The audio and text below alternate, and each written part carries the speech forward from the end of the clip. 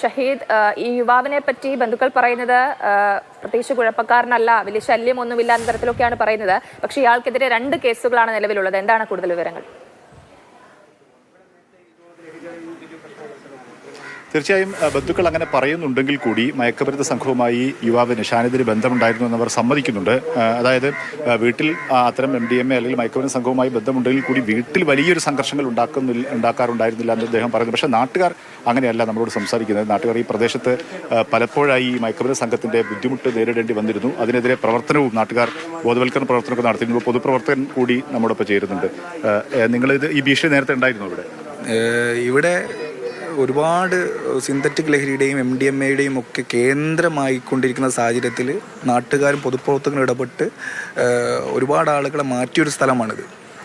പക്ഷേ ക്രിയാത്മകമായിട്ടുള്ള ഇടപെടൽ പോലീസും എക്സൈസും നടത്തുന്നില്ല. ഈ ഷാനിദ് ഇതിൽ ബന്ധമുണ്ടായിരുന്നെന്ന് നേരത്തെ നിങ്ങൾക്ക് അറിയാമായിരുന്നു? അതെ, ഇപ്പോൾ നമുക്ക് കണ്ടല്ലോ. ഷാനിദ് സിന്തറ്റിക് ലഹരിയുടെയും MDMA-യുടെയും ഇരയാണെന്നാണ് എനിക്ക് പറയാനുള്ളത്. ഇനിയും ക്രിയാത്മകമായിട്ട് നമ്മൾ ഇടപെട്ടിട്ടില്ലെങ്കിൽ ഒരുപാട് ആളുകൾ നിങ്ങളൊന്നും ചെയ്തിരുന്നില്ല, നിങ്ങൾ കണ്ടിരിക്കുകയായിരുന്നു.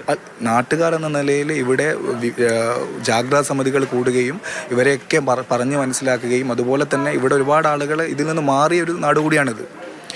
നിയമ നടപടികൾ ശക്തമല്ല എന്നാണ് പറയുന്നത്. നിയമ നടപടികൾ ശക്തമേ അല്ല. ഒരുപാട് ഇവിടുത്തെ പോലീസാണ് ഇപ്പോൾ പിടികൂടിയിരിക്കുന്നത്. അതെ അതെ, ഇങ്ങനെ ഒരാളല്ല ഉള്ളത്. ഒരുപാട് ആളുകൾ ഇപ്പം നമുക്കറിയാം, ഷാനിദിന്റെ കൂടെ തന്നെ ഗ്യാങ്ങിൽ ഇനി ഒരുപാട് ആളുകളുണ്ട്. താമരശ്ശേരി ഇപ്പോൾ അമ്മയെ കൊന്ന സ്ഥലം ഇതിനടുത്താണ്. അതുപോലെ അനിയൻ ചേട്ടനെ വാളുകൊണ്ട് വെട്ടിയ സ്ഥലം ഇതിനടുത്താണ്, ചമ്മലിലാണ്. അപ്പോൾ ഇത് ഒരു വലിയ ശൃംഖല ഈ പ്രദേശത്ത് വ്യാപകമാണ്.